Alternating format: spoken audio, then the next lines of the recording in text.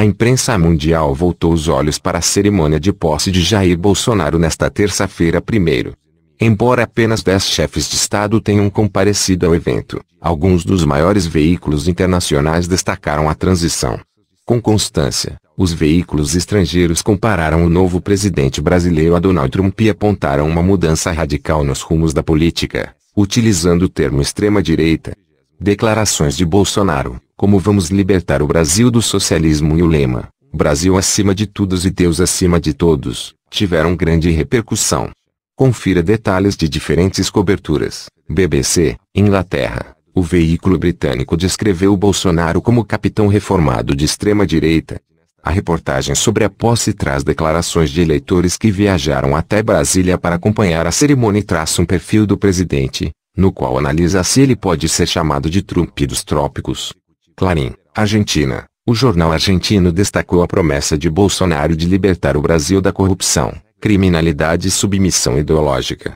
O forte esquema de segurança montado para a cerimônia de posse foi chamado de descomunal e uma análise da correspondente Eleonora Gozmão ouviu personalidades do mercado e da política que apontaram os principais desafios para o presidente. Ao fim do texto, é abordado o temor de que o novo governo brasileiro afaste o país do Mercosul. CNN, Estados Unidos. Nesta terça-feira a rede de notícias americana não apresentava em seu portal nenhuma matéria sobre a cerimônia de posse, mas sim um texto do dia anterior apresentando o novo presidente como uma incógnita e listando algumas das bandeiras que defendeu recentemente, como apoio à liberação da posse de armas e transferência da embaixada brasileira em Israel para Jerusalém. Algumas semelhanças com Trump são mencionadas, mas a experiência política de Bolsonaro é considerada um diferencial. Corriere della Sera, Itália. Sem mencionar a questão com Cesare Battisti de forma destacada, a cobertura ao vivo do jornal italiano chamou Bolsonaro de líder da extrema-direita e populista. A publicação transcreveu trechos dos discursos e descreveu cada momento da cerimônia. Diário de Notícias, Portugal. O jornal lusitano destacou a fala de Bolsonaro. Este é o dia em que o Brasil começou a libertar-se do socialismo. Um detalhado minuto a minuto da posse descreveu cada momento. Em artigo de opinião, Leonídio Paulo Ferreira apontou a importância de que o presidente português, Marcelo Rebelo de Sousa, se reúna com o presidente brasileiro. Sousa foi o único chefe de Estado da União Europeia presente na cerimônia. El País, Espanha, o maior jornal espanhol cobriu a cerimônia de posse minuto a minuto. Em análise assinada pela jornalista Carla Giménez, afirmou que o Brasil entrou em uma nova era com a extrema-direita. Bolsonaro é descrito como um político com gestos autoritários que lembra com nostalgia dos tempos de ditadura. Le Monde, França. O jornal estampou, no capa de seu portal, uma foto de Bolsonaro com um chapéu de cowboy e descreveu seu governo como extrema-direita.